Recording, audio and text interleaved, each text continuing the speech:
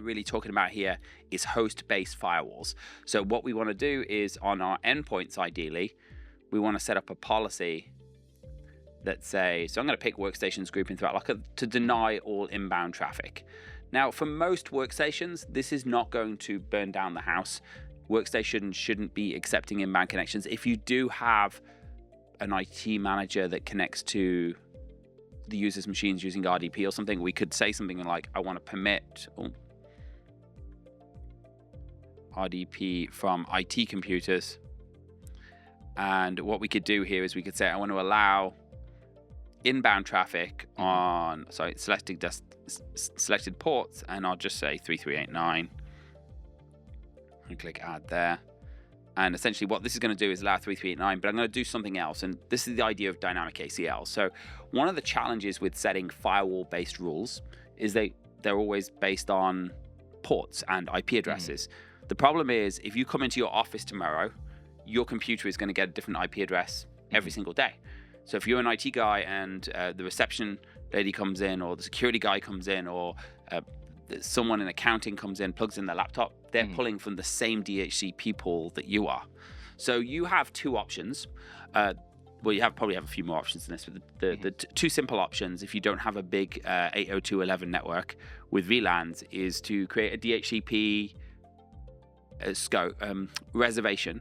So what you'll do is you'll take your IT managers and your IT support team's MAC addresses, and you'll put those in the DHCP server and say, you're going to get this IP address, and then we can build a policy on that. The other option is you can use what we call dynamic policies. So this is the dynamic policies. Because I don't know the source IP address, I know it's going to be on my private LAN. So essentially what I could do is I say, okay, I'm going to allow the source to be just private IP addresses, or I can put ranges in here. So I could say, we can use tags as well just to make it easy.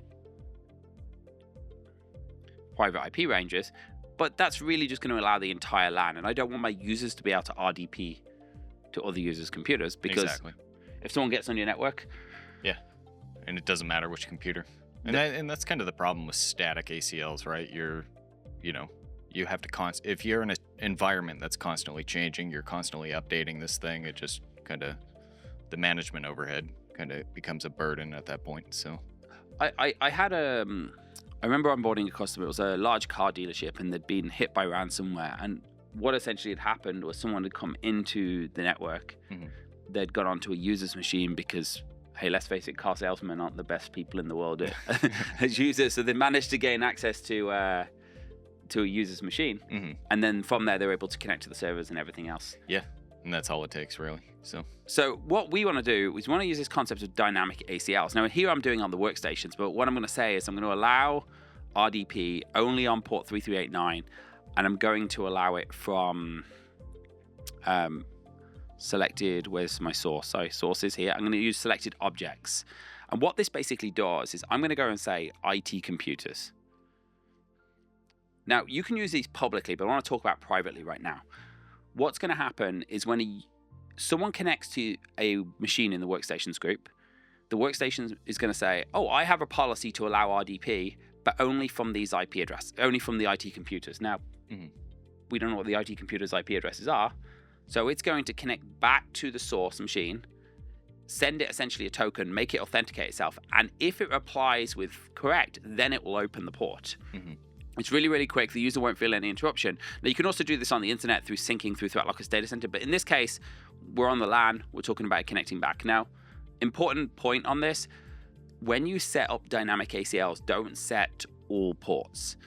Because if you have a web server open on the internet and you say, I allow my entire organization to access everything, and then allow my 100,000 endpoints as customers to access our web server, before it allows your customers, every time a public IP comes in, it's going to connect to ThreatLocker and say, hey, who owns this public IP? Even though it doesn't need to, because we essentially have an allow further down. So make sure you're using specific ports like RDP in this case.